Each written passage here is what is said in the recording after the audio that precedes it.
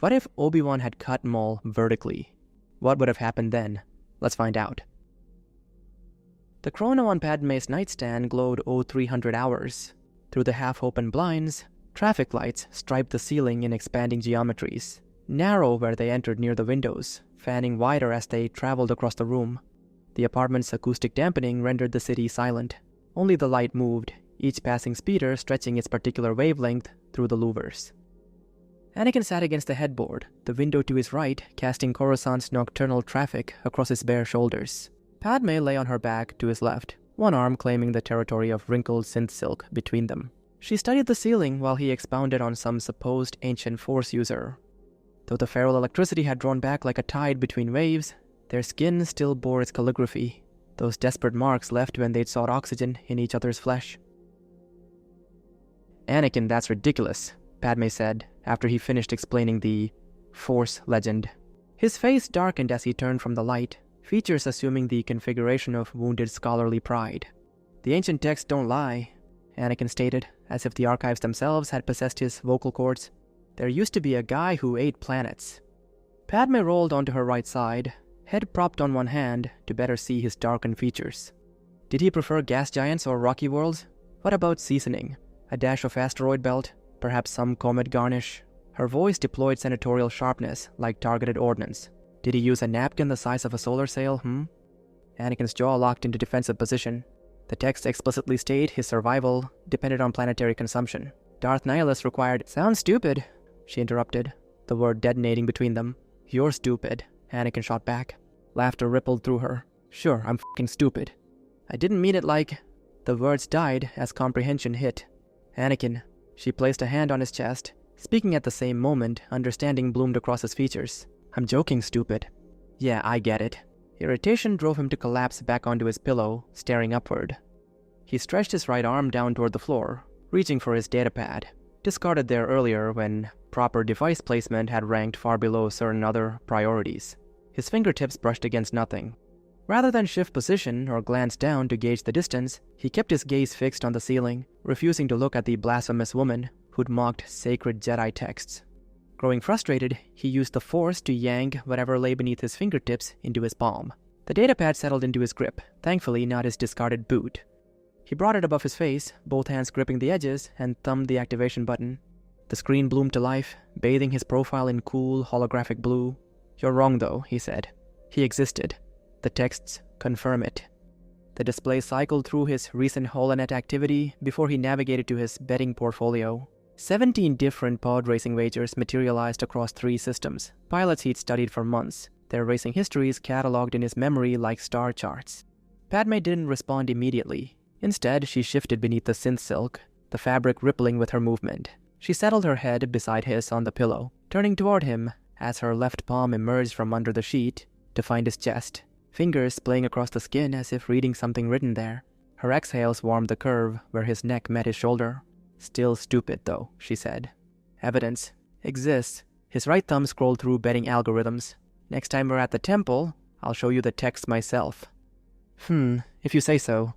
Her touch grew more deliberate, nails dragging lightly across his skin.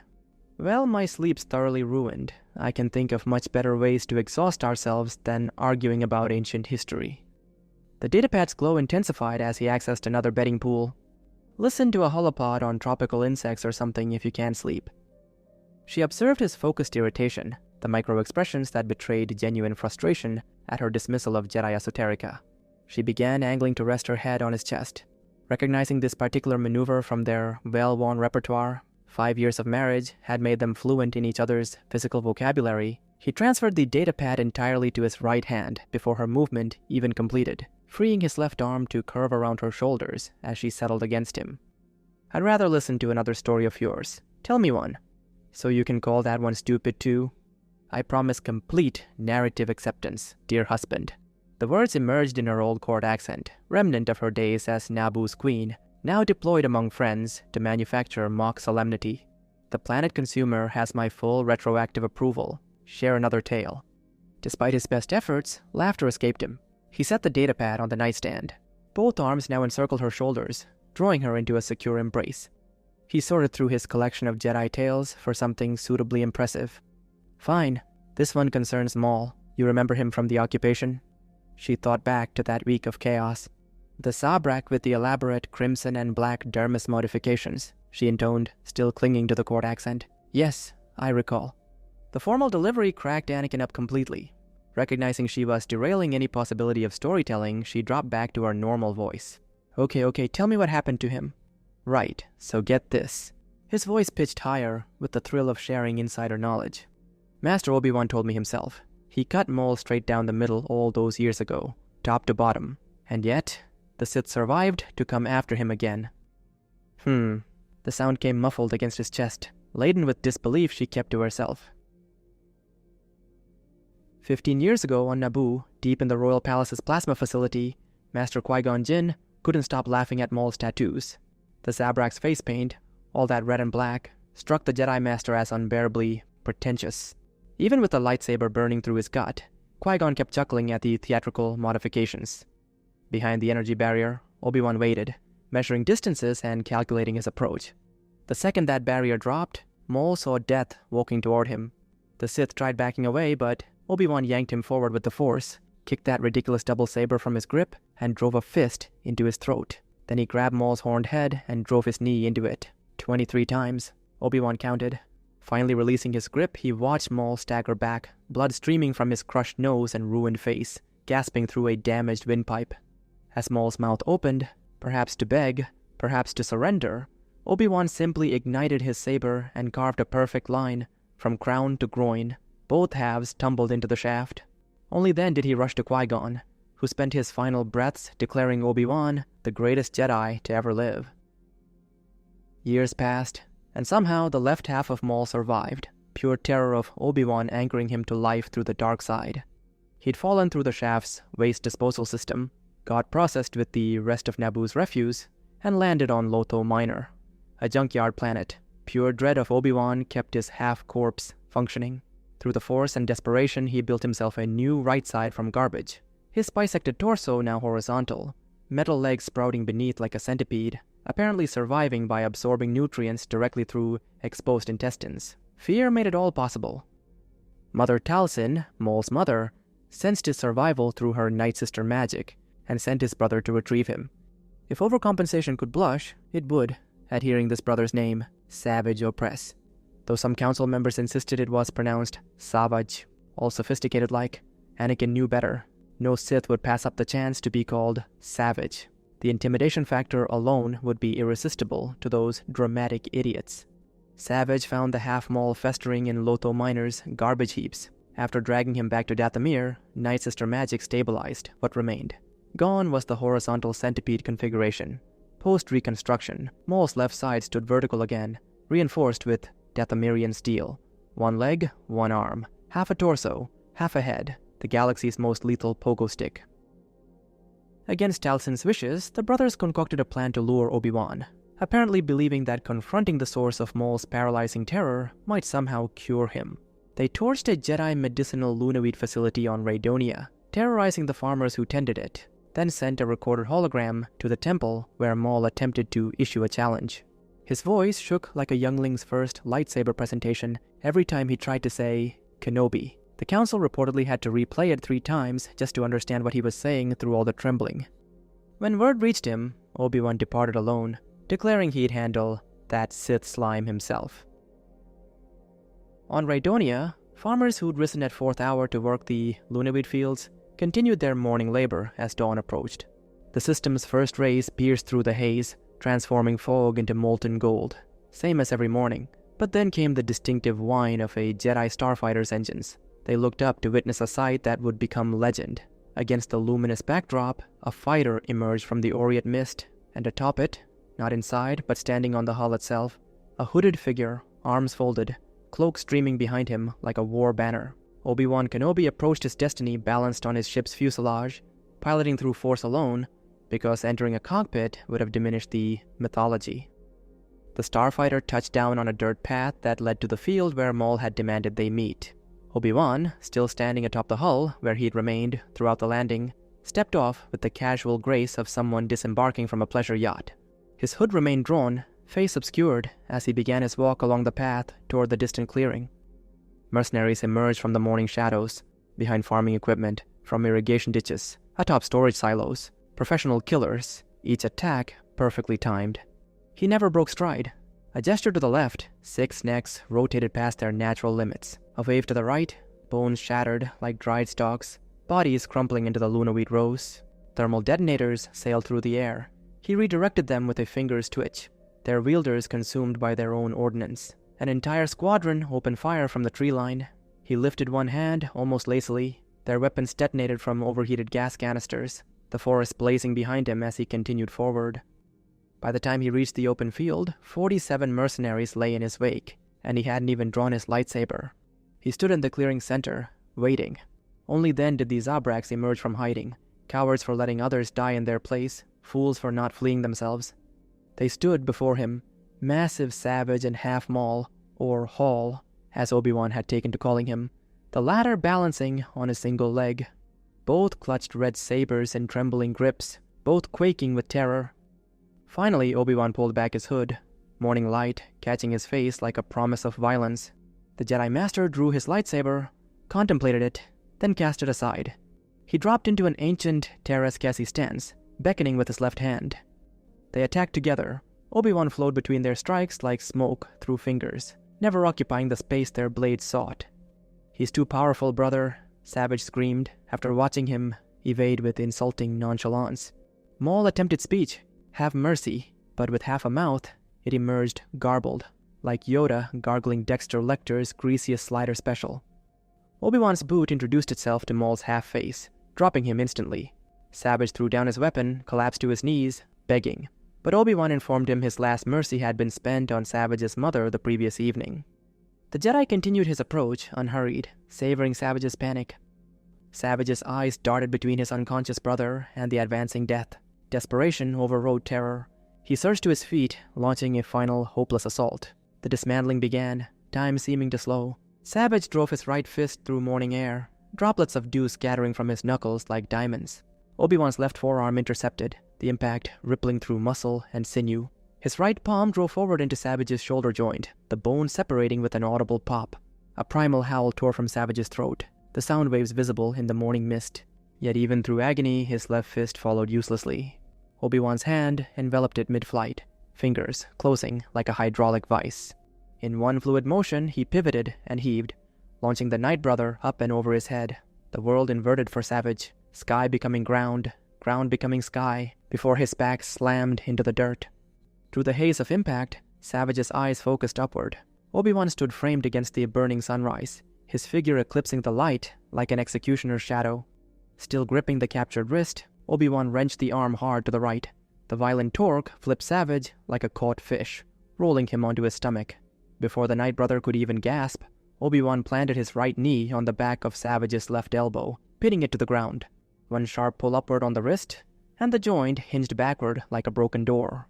Bone-pierced skin in 3 places, white shards erupting through muscle like broken tusks, blood arcing in perfect parabolas against the golden sunrise. Savage's second scream buried itself in dirt and blood. Obi-Wan stepped back, releasing the mangled arm. "Stand," he commanded. Against all reason, hope sparked in Savage's eyes. Perhaps mercy from the great Kenobi?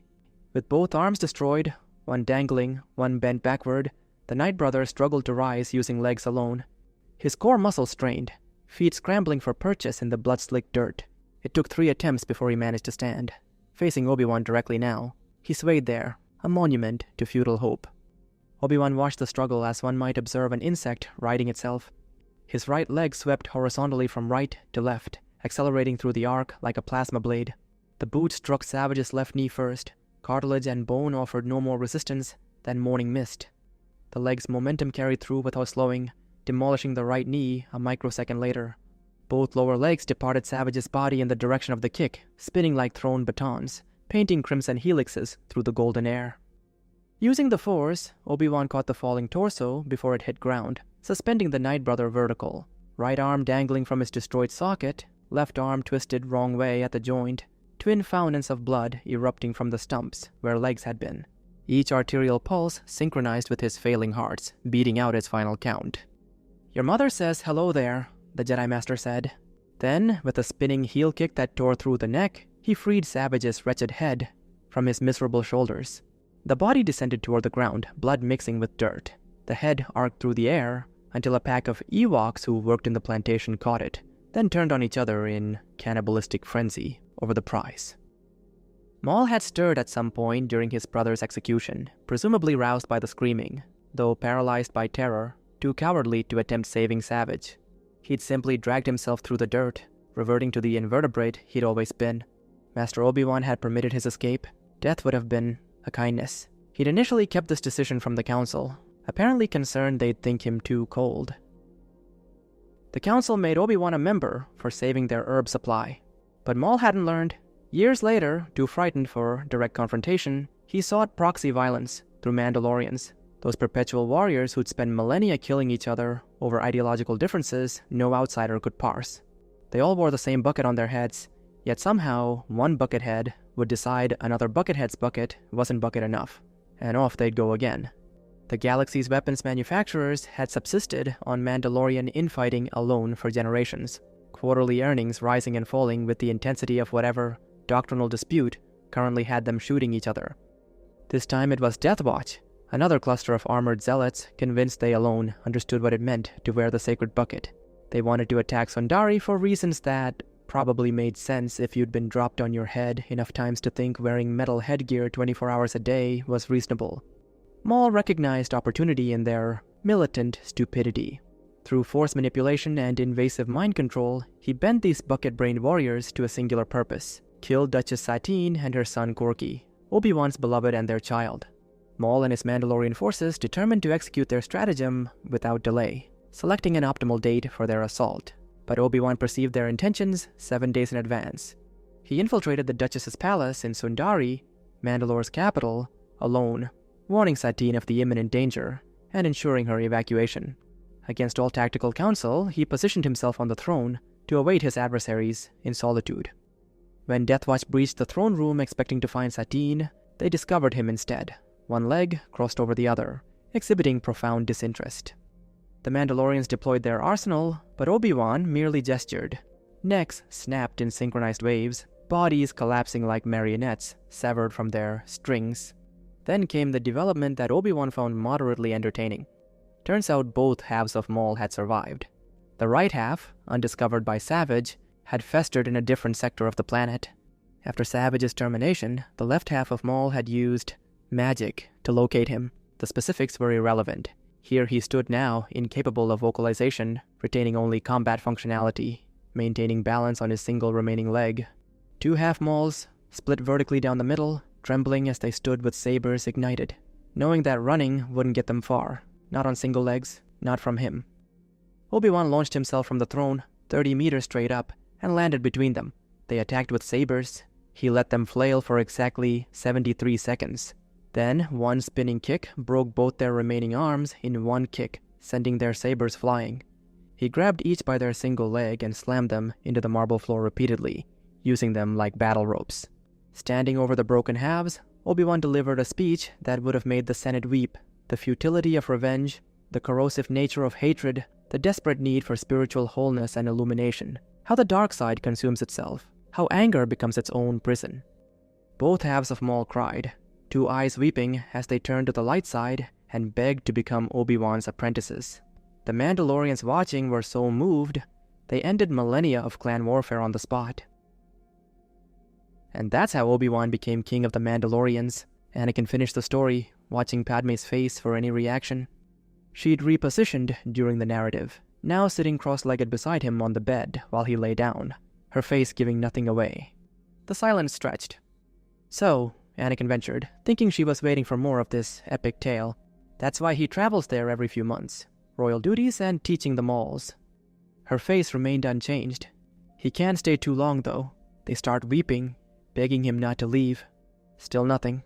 The slight tightening at the corner of her mouth. She was fighting back tears at witnessing such mythic heroism through his words, Anakin decided. Obi-Wan says Maul will visit Coruscant soon. The Council and I will finally meet him. I'll gather his first-hand accounts, tell you everything. He searched her face, growing more uncertain with each word. Padme, you're not talking. She blinked slowly, as if emerging from deep meditation. I'm gathering my thoughts.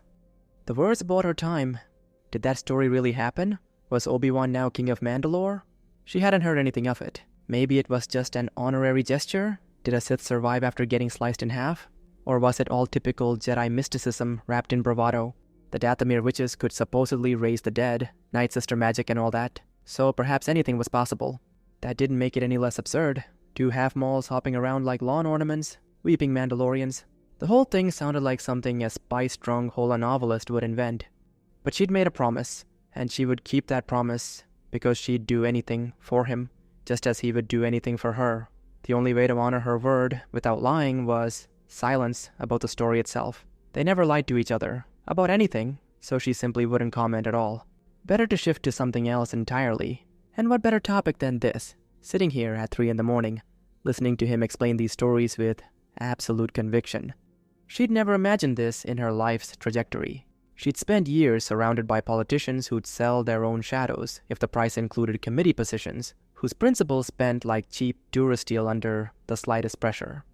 In that world of choreographed betrayals and transactional affections, she'd assumed genuine connection was another casualty of public service. Then he'd crashed into her life, and now here they were, sharing 3 a.m. conspiracies about bisected emos and planet eaters. His voice in the darkness seemed more remarkable than whatever he was actually saying, and that deserved more words than his master's supposed adventures ever could. Her right hand found his left arm where it lay extended across the bed near her, fingers wrapping around his wrist. She could feel his pulse beneath her palm, quick and steady. "Anakin," she began, "I never thought I'd fall. Not like this. Love was something other people did while I wrote legislation. Then you happened." She leaned closer, her free hand finding his face. "Sometimes I think the Force itself conspired to bring us together, as if the galaxy spent millennia arranging atoms just to produce this exact moment."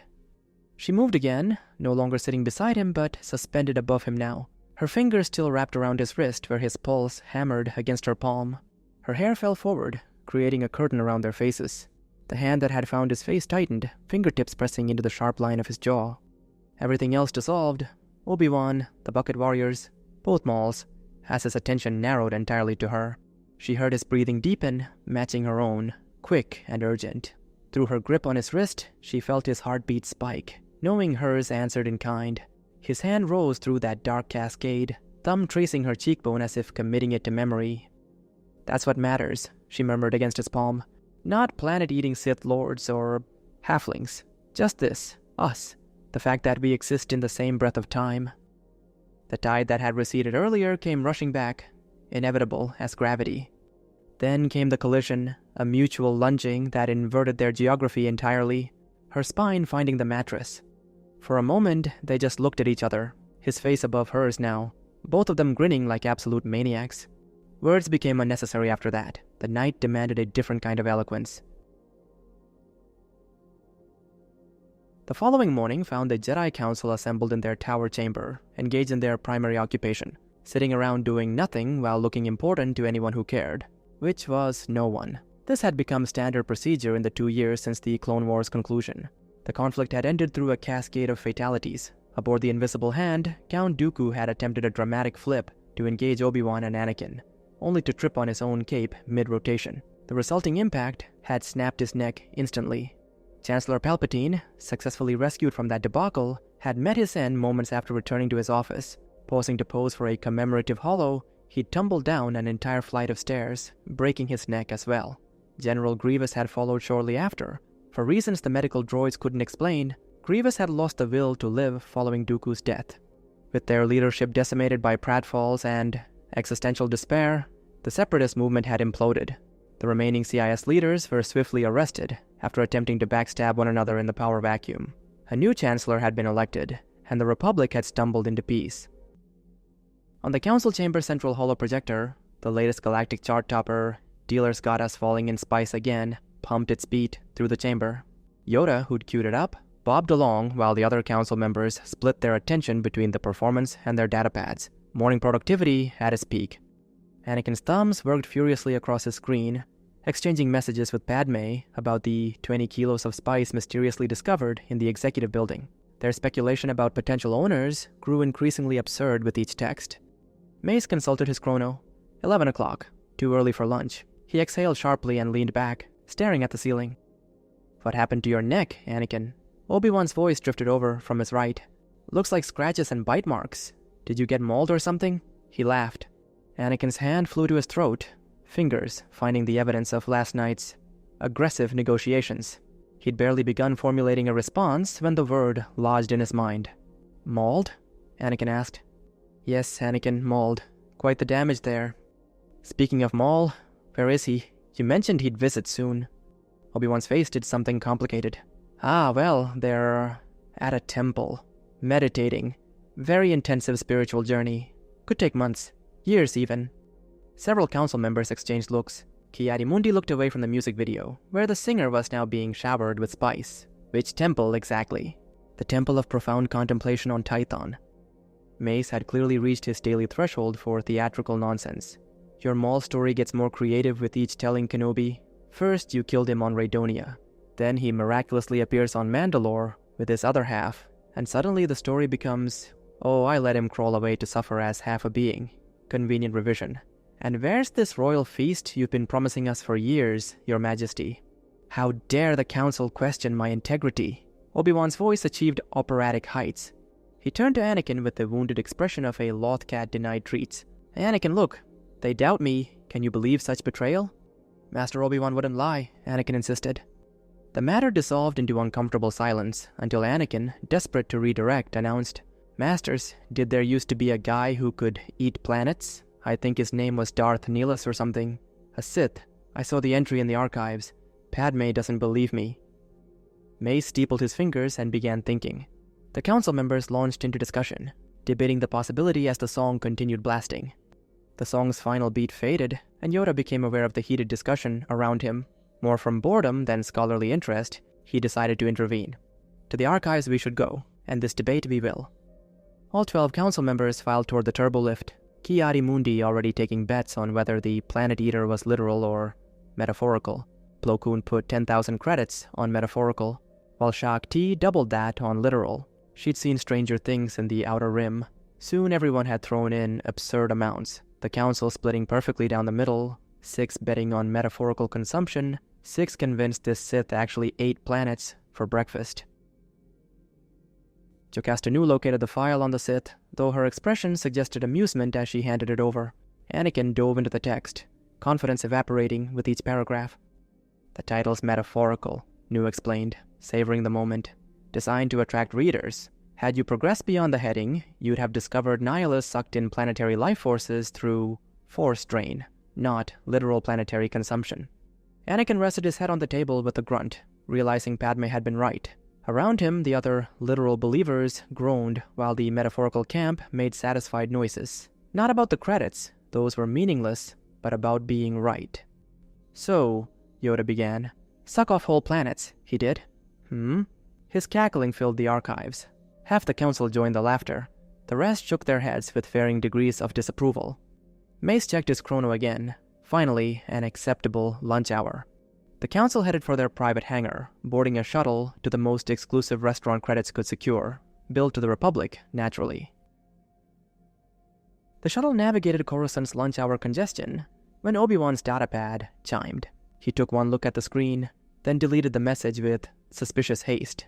It was from Mandalore, another reminder about his mandatory visits.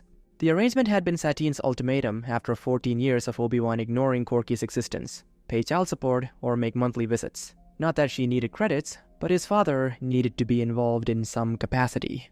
Monthly visits, it was. Better than an embarrassing public court battle he'd inevitably lose over credits he'd never pay anyway.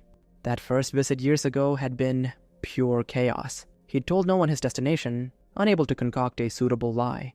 During his stay, Death Watch had attacked Sundari, only to dissolve into fratricidal confusion the moment they encountered other Mandalorians. Unable to distinguish friend from foe beneath identical bucket helmets, they'd shot each other to pieces.